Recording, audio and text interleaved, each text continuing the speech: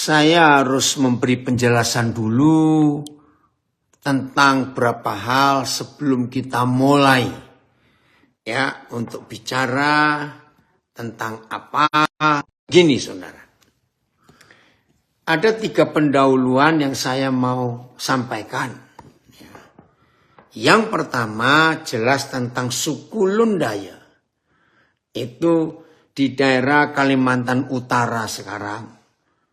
Yang kedua, ia bicara tentang 2 orang muda yang ada di sini. Dr. Aprianto, dia asli orang Dayak Lundaya. Yang kedua, orang hebat. Kamu kapan selesai S3-nya, Ellen Pantau? Nah, yang punya hati untuk memperhatikan keadaan orang-orang muda di Indonesia ini.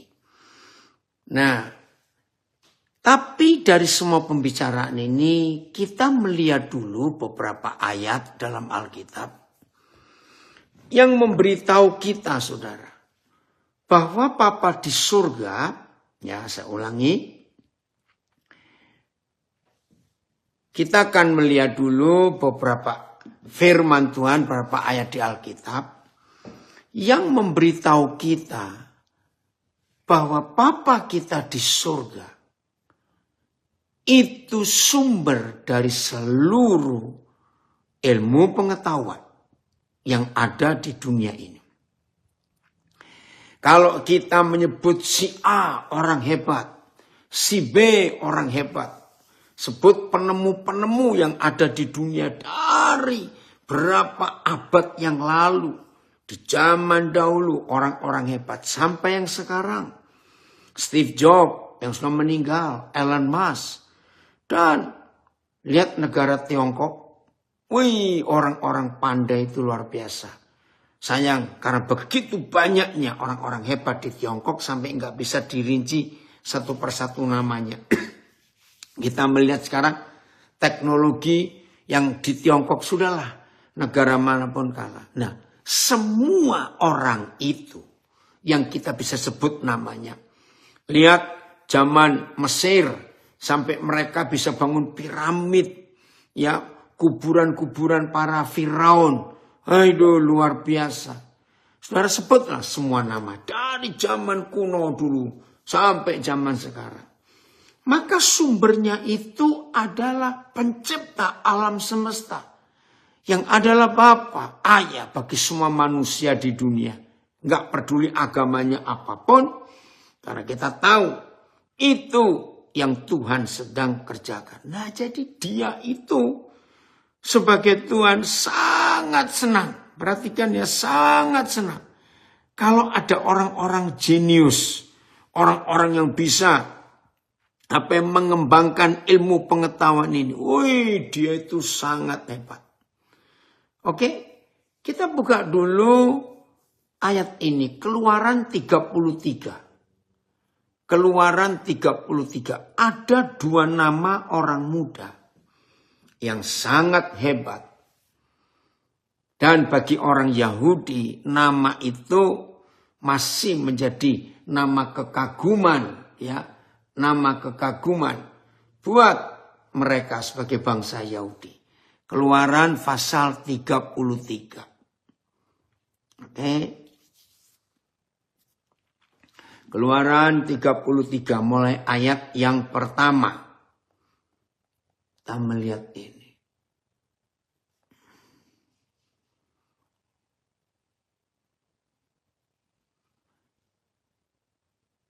Oh, atau saya salah. Coba naik lagi terus. Yang tentang Besaliel Aholiab atau pasal 32. Pasal berapa ya? Maaf kok saya salah tadi melihatnya. Keluaran tentang Besaliel Aholiab. Coba dicari saudara. 32 atau 34? Maaf ya, maaf.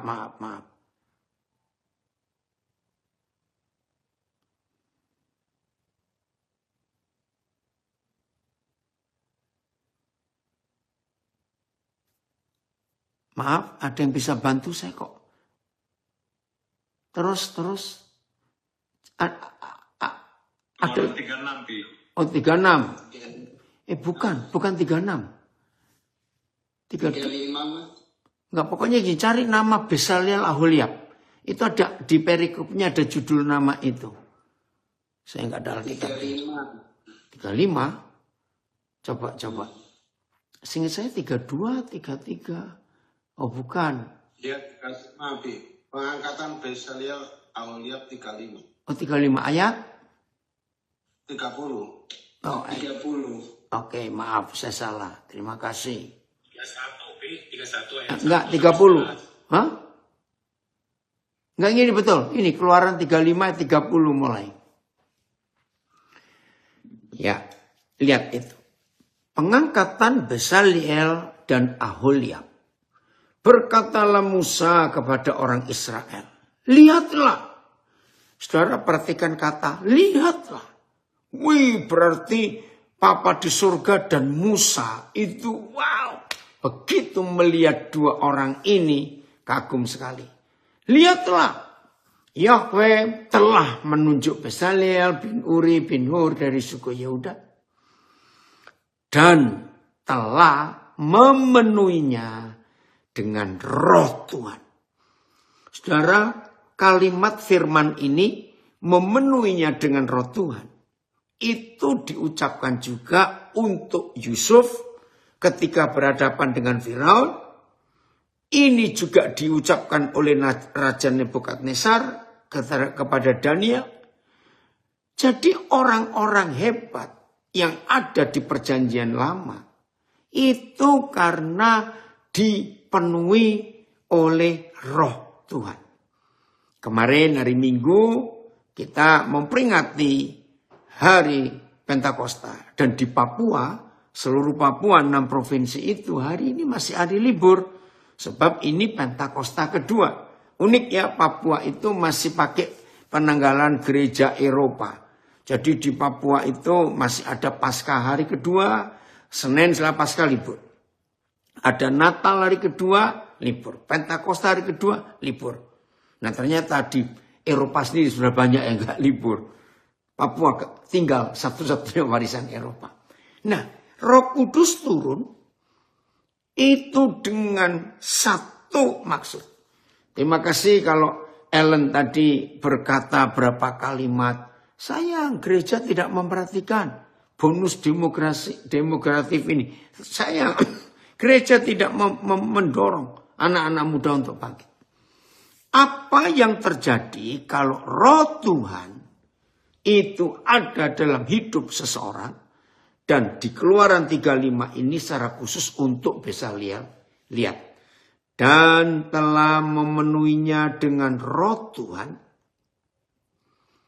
dengan keahlian, dengan pengertian, dengan pengetahuan, dalam segala macam pekerjaan. Oke, Phil, coba lihat beberapa terjemahan lain. Ini keren sekali. Nah, sayang, 90% lebih doktrin gereja itu memberangus, membungkam, mengkotaki Roh Kudus hanya untuk hal-hal rohani saja. Bersyukur. Masih banyak ribuan gereja-gereja beraliran Pentakosta. Sejak 7 Mei yang lalu hari Kamis, itu hari kenaikan Tuhan Yesus ke surga. Dan ribuan gereja aliran Pentakosta yang ada di Indonesia ini mengadakan doa semalam 10 hari. Setiap sore sampai malam. Itu tradisi yang luar biasa. Lalu selesai di hari Minggu kemarin. Ya. Tapi sayang, maaf, hanya jadi tradisi doa 10 hari, keren-keren istilahnya doa kepenuhan Roh Kudus dan sebagainya. Yang tidak melibatkan Roh Kudus untuk bekerja secara intelektual. Perhatikan kalimat ini. Dan dia, Yahweh Tuhan, memenuhi Bezaliel bin Uri bin Hur itu dengan roh Tuhan, dengan hikmat, dengan pengertian, dengan pengetahuan, dan dengan segala macam pekerjaan tangan. Ini teknologi. BIS dan menganugerahi dia dengan kuasanya. Tuhan, memberi dia pengertian, kecakapan, dan kemampuan dalam segala macam karya seni. TSI. Yahweh sudah memenuhi Bezalel dengan rohnya dan memberinya kebijaksanaan, kepandaian, serta kemampuan dalam segala bidang pekerjaannya. VMD-nya coba Filipus. Wih, dahsyat. Ayo saudara, kita bertobat. Ribuan tahun sejak Pentakosta, Kisah Rasul 2. Sampai hari ini masih banyak kita yang bodoh. Memberangus, membelenggu, mengkotaki Roh Kudus hanya untuk hal-hal rohani. Padahal ini dahsyat. Yahweh memenuhinya dengan roh Tuhan. Ia memberikan kepadanya keahlian khusus dan pengetahuan melakukan segala macam pekerjaan. KSKK, saya nggak tahu singkatan apa. Ia telah memenuhi dia dengan roh Tuhan dan memberi kepadanya pengertian, kepandaian, dan kemampuan untuk segala jenis keahlian. Tuhan telah mengurniai Bezalel kuasanya dan memberi dia kemahiran, ini TMV, kebolehan dan pengertian dalam segala jenis karya seni. Saudara, tahun 79. Karena ini pertama kali Roh Kudus menyadarkan saya ada orang hebat karena kuasa Roh Kudus. Nah, tahun 79 itu saya membuat pelayanan, namanya pelayanan Bezalel dan Aholia. Nah, dari pelayanan itu Tuhan menyuruh saya untuk menyekolahkan, mengkuliahkan orang yang punya keenceran otak dalam tanda kutip. Tapi nggak punya biaya. Saya berjuang untuk bisa dapat dana mengkuliahkan mereka. And he has filled him with the Spirit of God. Jadi Tuhan, Yahweh, memenuhi Bezalel dengan roh Tuhan. With ability, kemampuan, wisdom, hikmat, intelligence, wow, kecakapan, genius, and understanding. Dengan penuh pengertian. And with knowledge, pengetahuan. And all craftsmanship. Dan semua seni. Luar biasa saudara. The Lord NLT ya. The Lord has filled Bezalel with the Spirit of God, giving him, memberi dia great wisdom, hikmat yang tak ternilai, intelligence, intelektual yang tajam, and skill, dan keahlian untuk in all kinds of crafts, dan semua keahlian untuk seni. Bayangkan kembali ke ayat yang berikut, kembali ke bahasa Indonesia, ya, ayat berapa tadi? 31 ya, 32 sekarang. 32. Nah ini yang gereja harus bangkitkan anak-anak muda ini. Terus terang saudara, ketika tahun 79 Roh Kudus mewahyukan saya firman ini, hati saya menggebu-gebu untuk orang-orang muda itu bangkit. Ya dalam tanda kutip sayangnya waktu itu saya sendirian. Gak ada yang support, gak ada yang dukung. Bahkan di beberapa tempat saya dikatakan aneh kamu ini. Roh Kudus kok begitu, buktinya tertulis. Yakni untuk membuat berbagai rancangan supaya dikerjakan dari emas, perak, dan tembaga. Betul, biadab gereja itu, maaf. Ayat untuk membuat rancangan pengerjaan emas dan perak dan perunggu. Hebat. Ayat 33. Ya, ayat 33. Maka itu saudara sejak awal 70-an itu. Ketika Tuhan pakai saya untuk jadi pelayannya, teman sekerjanya. Saya sudah dianggap aneh oleh beberapa rekan pendeta, gereja. Tapi buktinya, puji Tuhan. Walaupun lambat gereja merespon, tapi akhir-akhir ini mulai banyak yang mengerti. Itu pun, nggak tahu lah. Untuk mengasah batu permata supaya ditata, untuk mengukir kayu, dan untuk bekerja dalam segala macam pekerjaan dirancang itu. Saudara, ini sejarah. Gara-gara ada firman ini, mengasah batu permata supaya ditata dan semuanya. Sampai hari ini. Bangsa yang paling hebat dalam mengasah berlian itu orang Yahudi. Lihat, di negara mana saja ada pabrik istilahnya pengasah berlian. Itu pasti orang Yahudi. Dan hebatnya lagi, sampai hari ini Tiongkok pun belum mampu, mungkin tidak akan pernah mampu menggantikan tangan manusia untuk mempoles berlian dengan mesin. Rasanya nggak ada. Karena ini keahlian tangan. Dan itu orang Yahudi. Gara-gara ayat ini. Oke. Terus ayat 34. Orang yang kedua. Setelah Besaliel. Ayat 34. Dan Yahweh menanam dalam hatinya.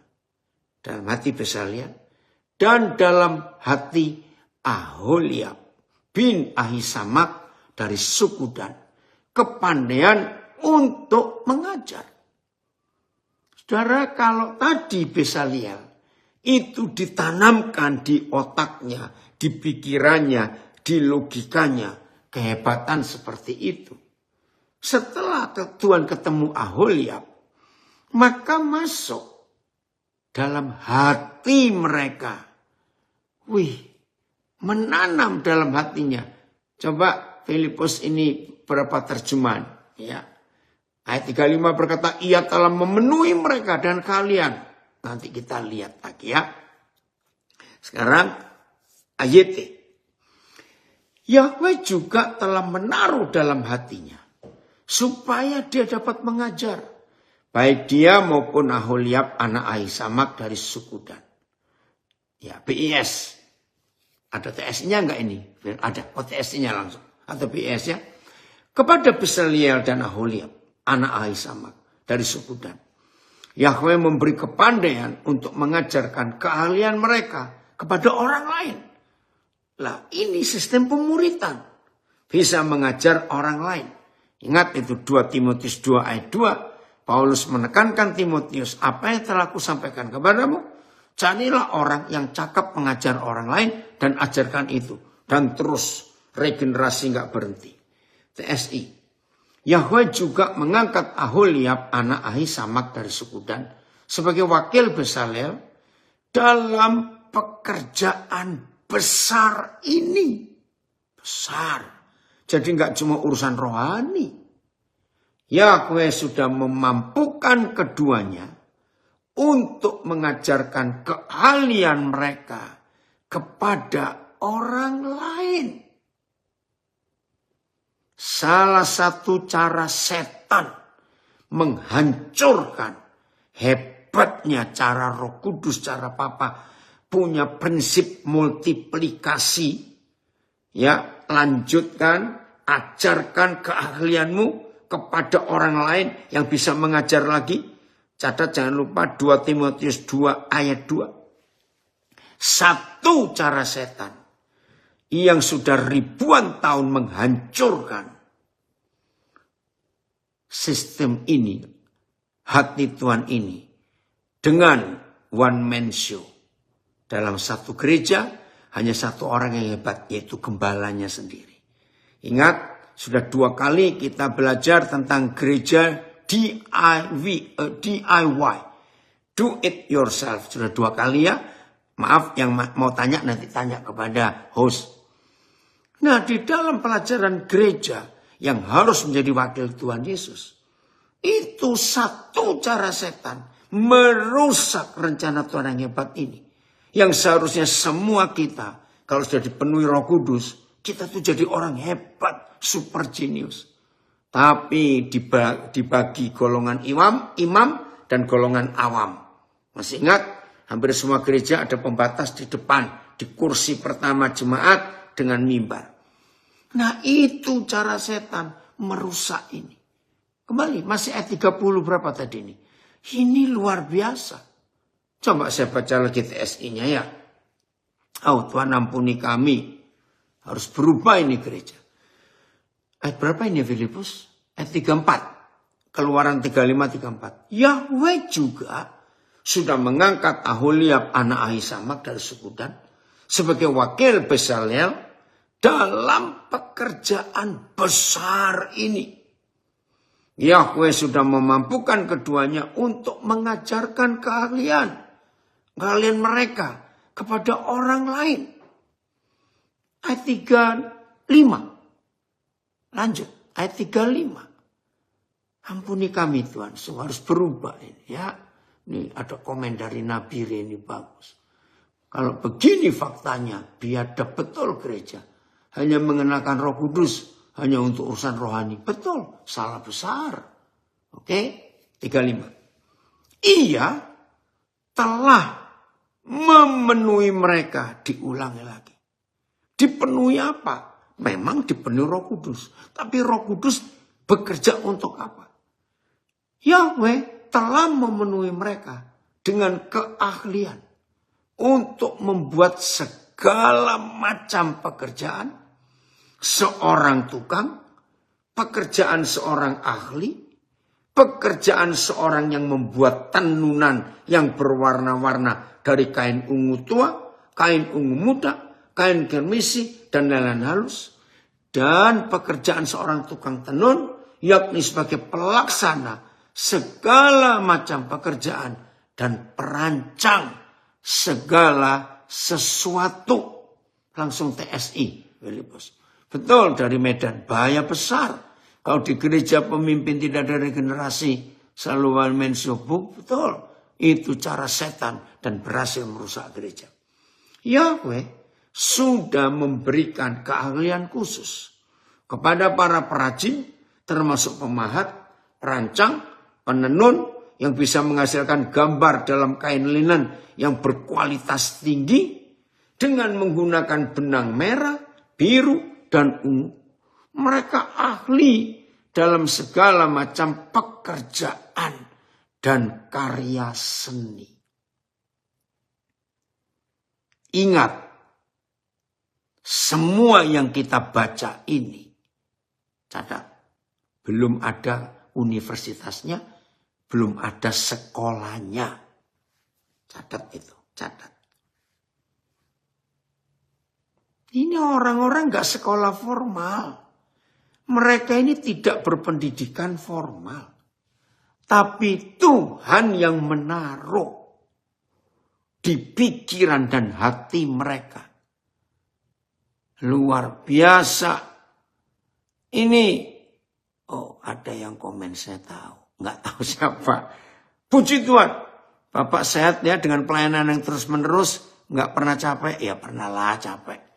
Saya yang hanya cuma ngikuti saja lihatnya, saya capek. Ayo kita belajar ya. Sudah, sampai itu. Ya kalau jawaban saya, ya karena firman. Karena firman. Oke ya. Dan begitu hebatnya Roh Kudus itu, saudara. Kejadian 4. Coba lihat Kejadian pasal 4. Ya. Ini bukti bagaimana Papa di surga. Kejadian 4 ayat 20, 21, 22. 3 ayat ini. Bagaimana Papa kita? Aduh sayang waktu ya. Ya, saya di Brisbane sudah jam 11 sekarang ini. Oke, Kejadian 4. Besok saya harus take off jam 7 pagi. untuk ke Denpasar lalu ke Surabaya. Karena salah satu anak yang Tuhan percayakan dipanggil Tuhan kemarin pagi. Besok saya harus memimpin ibadah penghiburan. Tuhan menolong. Ada itu nama orangnya. Melahirkan Yabal. Dialah yang menjadi bapak atau orang pertama di dunia yang diam dalam kemah dan memelihara ternak. Saudara membaca Kejadian 4 ayat 20, 21, 22. Ini dahsyat. Dan dari 3 orang anak cucu Adam ini lahirlah teknologi yang berkembang sampai hari ini. Izinkan saya bicara ini dan jangan ada yang tersinggung. Jadi sejak Kejadian sampai Kisah Rasul Roh Kudus turun, sampai kitab Wahyu. Maaf ya, Papa kita itu gak pernah nyebut satu kali pun ibadah minggu. Itu gak ada. Sibuk bangun gedung gereja, latihan musik dan sejenisnya. Maaf, sekolah teologi gak ada. Saya ingin meyakinkan setiap saudara yang baru pertama kali dengar ini. Jadi sejak Kejadian, kitab Kejadian sampai Wahyu, yang Papa bicarakan itu urusan kita dengan kehidupan di dunia ini. Tadi Ellen sudah bilang, nggak bisa cuma berdoa saja. Usahakan kesejahteraan di mana kita tinggal. Jadi ada effort, ada usaha. Dan itu yang Papa bicarakan. Ayo Filipus belum selesai. Jangan keluar lagi, nanti waktunya terbuang. Oke, lihat ini. Adalah nama orang yang pertama di dunia menemukan teknologi perumahan dan peternakan. Nama adiknya ialah Yubal. Dialah yang menjadi bapak. Nah, kata menjadi bapak ini artinya orang pertama di dunia. Dialah yang menjadi bapak semua orang yang memainkan kecapi dan suling. Ini hiburan, entertain. Papa kita sangat tahu kebutuhan manusia. Yang ketiga, Zila juga melahirkan anak, yakni Tubal Kain. Nah, Tubal Kain ini bapak semua tukang tembaga dan tukang besi. Ini teknologi tentang meteorologi, tentang teknologi yang macam-macam berkembang. Saudara, walaupun hanya 3 nama ini yang tersebut di Kejadian 4. Awal-awal dunia ini ada manusia. Tetapi secara fakta, 3 bapak ini terus dikembangkan sampai teknologi hari ini. Coba terjemahan lain, ada TS-nya enggak ya? Wih, ini kan luar biasa. Sampai pasal 11 kitab Kejadian Menara Babel. Sama. Oke, ada TS-nya enggak ini? Kejadian 4, coba lihat. Oh ada. Ada, ya ini ada hanya jadi ada. Melahirkan 2 anak yang bernama Yabal dan Yubal. Yabal adalah leluhur dari bangsa yang menjadi peternak. Karena kawanan ternak perlu berpindah-pindah tempat, maka Yabal menjadi orang yang pertama yang selalu hidup berkemah. Ya, Yubal, adik Yabal, adalah orang yang pertama membuat alat musik, kecapi, dan seruling. Ayat 2-nya, ayat 22, yang TSI-nya. 22, Phil.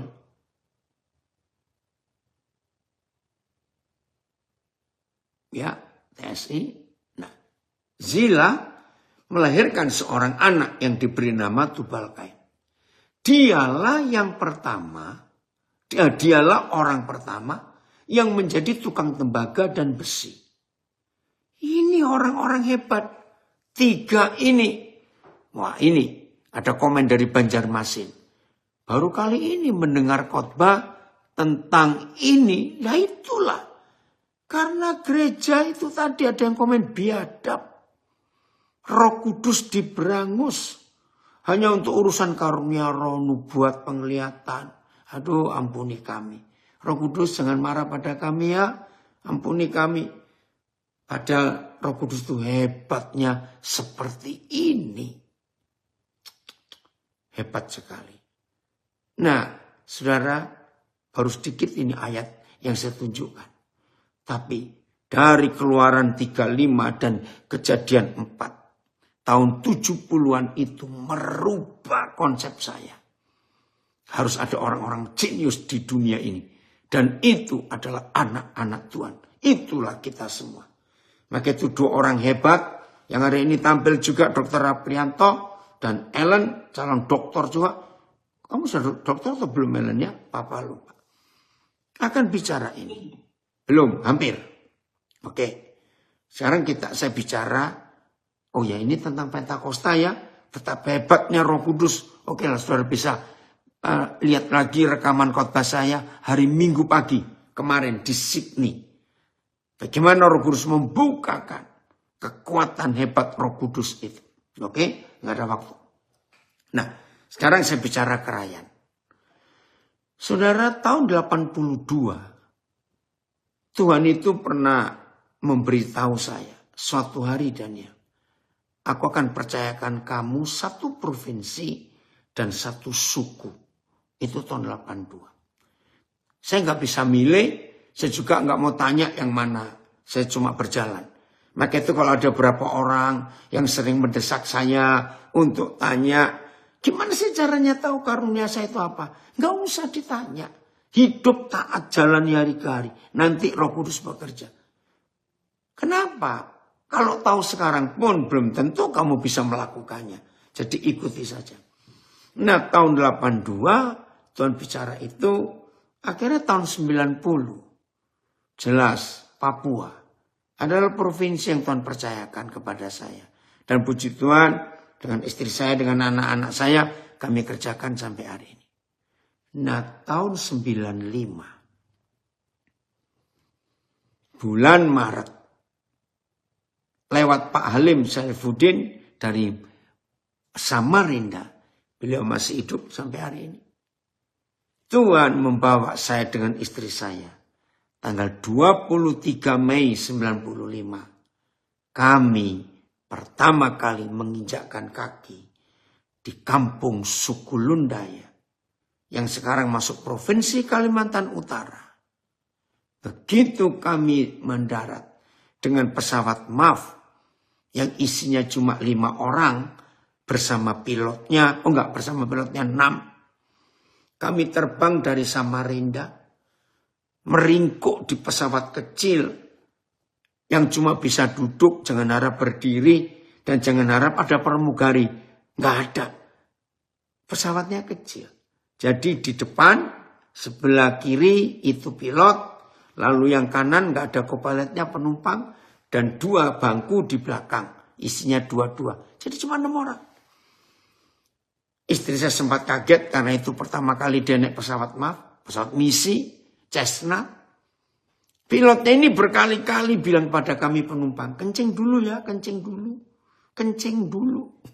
Nah, saya sudah ngerti karena dari tahun 79 saya sudah naik pesawat MAF, ada di Kupang, menuju ke Alor, ke Kalabahi, ya, ke beberapa pulau, itu tahun itu.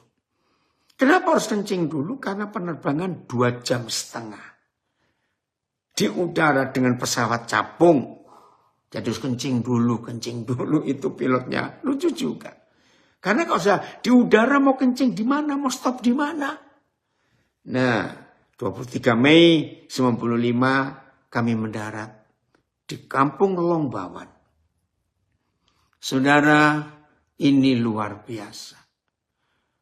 Begitu menjejakkan kaki saya di tanah Lundaya. Roh Kudus berkata, inilah suku yang akan kupercayakan kepadamu. Wih, luar biasa. Ini suku hebat, saudara. Oleh kemurahan Tuhan, sejak tahun 75, saya sudah keliling hampir semua daerah di Kalimantan. Dari Kalimantan Timur, belum ada Kalimantan Utara, Kalimantan Tengah, Selatan, Kalimantan Barat. Tuhan izinkan saya terlibat dengan sekian puluh suku Dayak yang berbeda-beda, bahasanya beda semuanya.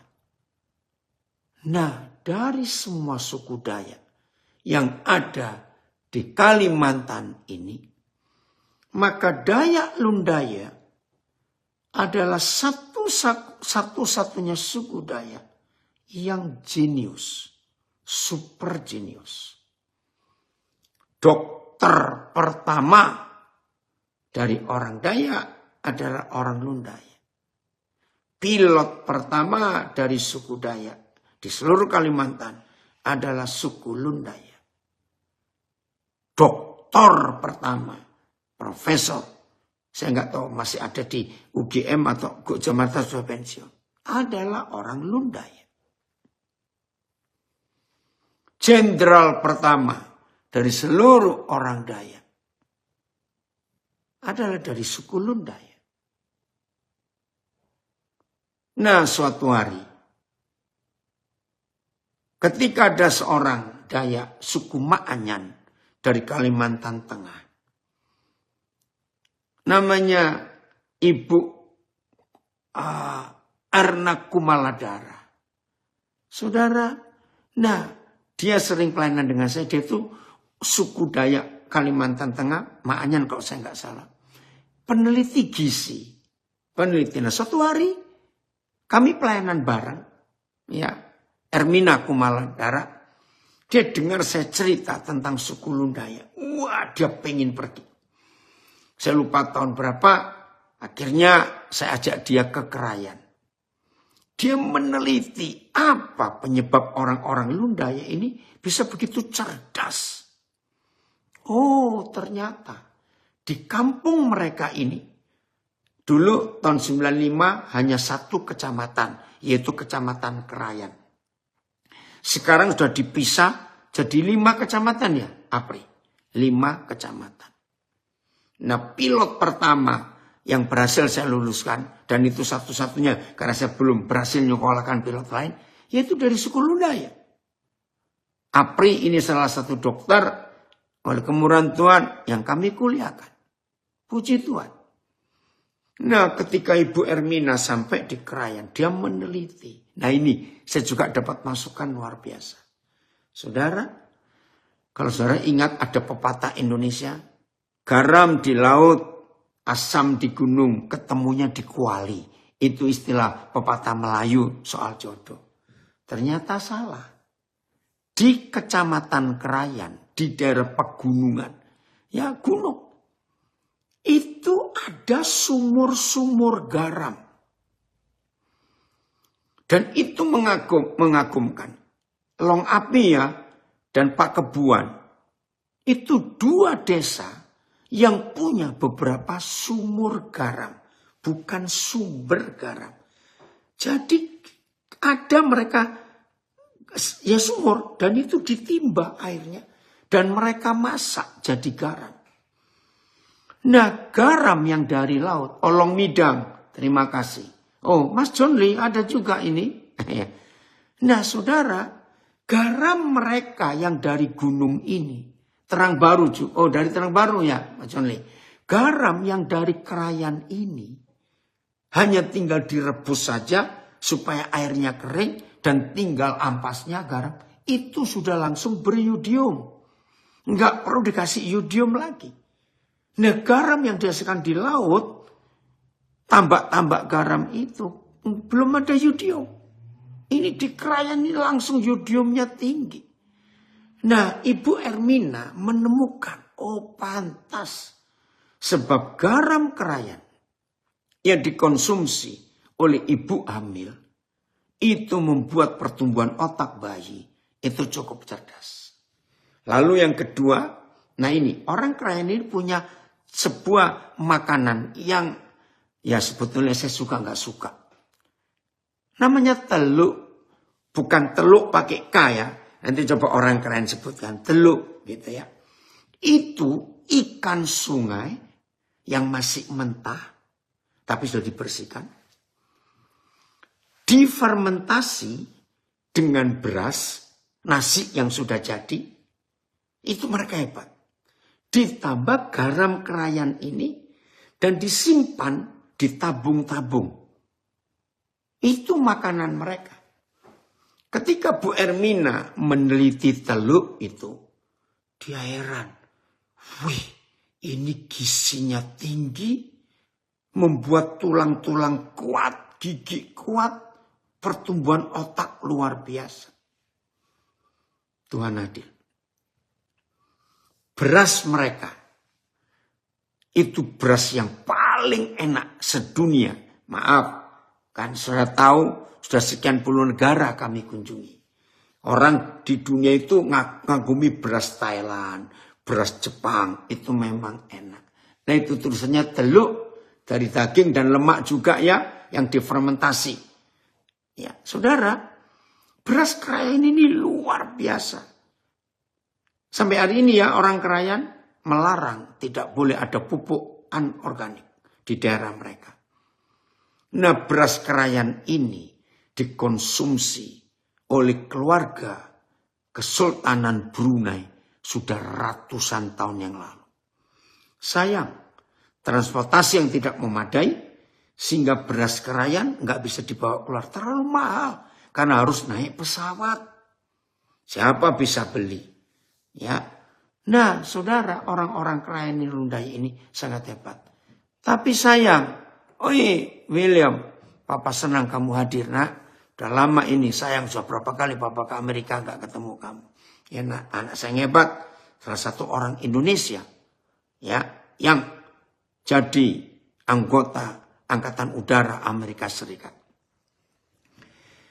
Nah saudara, sayang. Maaf kalau saya tunjukkan kata saya.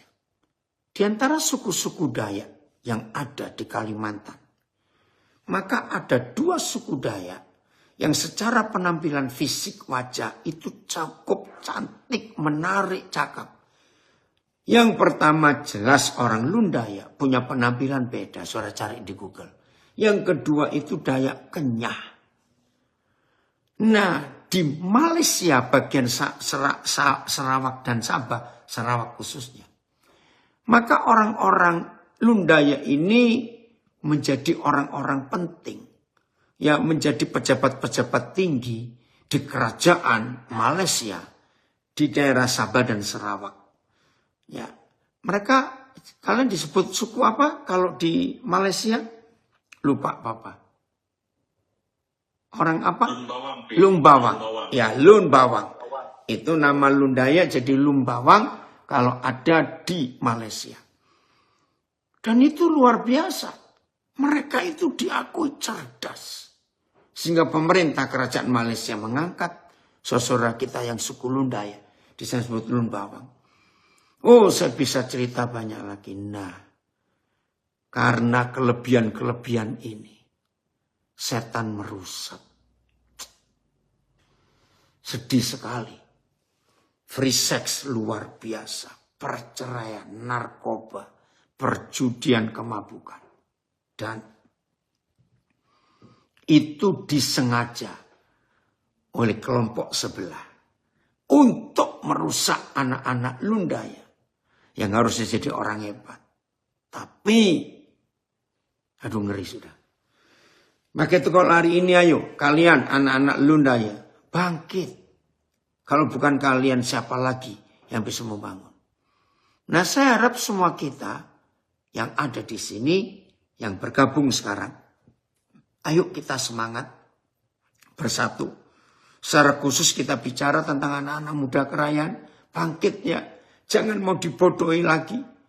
Ayo maaf kalau gereja kurang bergerak. Karena doktrin yang ada. Sehingga membuat gereja nggak bisa leluasa bergerak. Karena diikat oleh peraturan itu. Ayo kita sekarang yang awam ini. Bergerak di bidang kita masing-masing. dan yang lain. Kalau toh saudara baru dengar hari ini betapa hebatnya firman Tuhan itu, ya udah, ayo kita bergerak di wilayah kita masing-masing supaya kita menolong. Nanti ya bagaimana kita menolong kelompok kita. Nah, saya akhiri dengan satu ayat ini. Saya kembalikan dulu setelah ini. Hakim-Hakim 5 ayat 20. Nah, harusnya gereja bergerak di bidang masing-masing. Oke. Oh, ada 2 nama ya. Teluk dari daging dan lemak, sinamuk dari ikan-ikan. Baik, terima kasih. Hakim-Hakim 5 ayat yang ke-20. Kita melihat ini. Betul, dari Medan, pelayanan tidak harus di gereja. Ayo hidup kita jadi gereja di luar sana. Amin. Setuju. Dari langit. Ini nyanyian Deborah. Dari langit berperang bintang-bintang. Dari peredarannya mereka memerangi Sisera. Ya. Nah, dari peredarannya kalau dalam bahasa ilmu pengetahuan orbit. Ada TSI-nya enggak, Phil?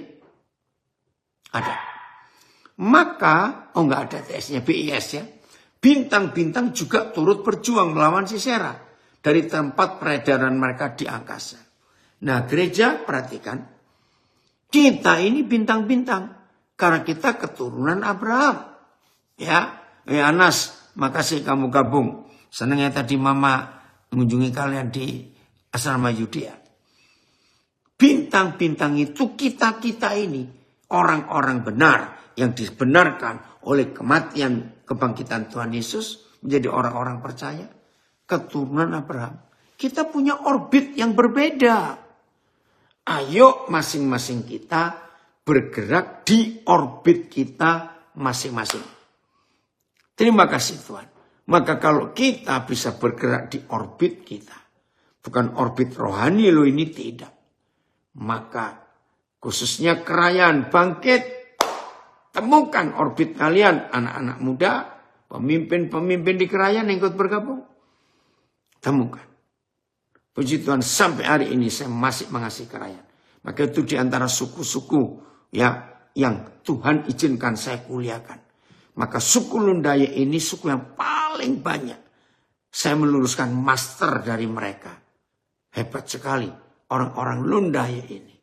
Oh, dari NLT. The stars fall from heaven. The stars in their orbit fought against Sisera. Orbitnya. Oh, AMD.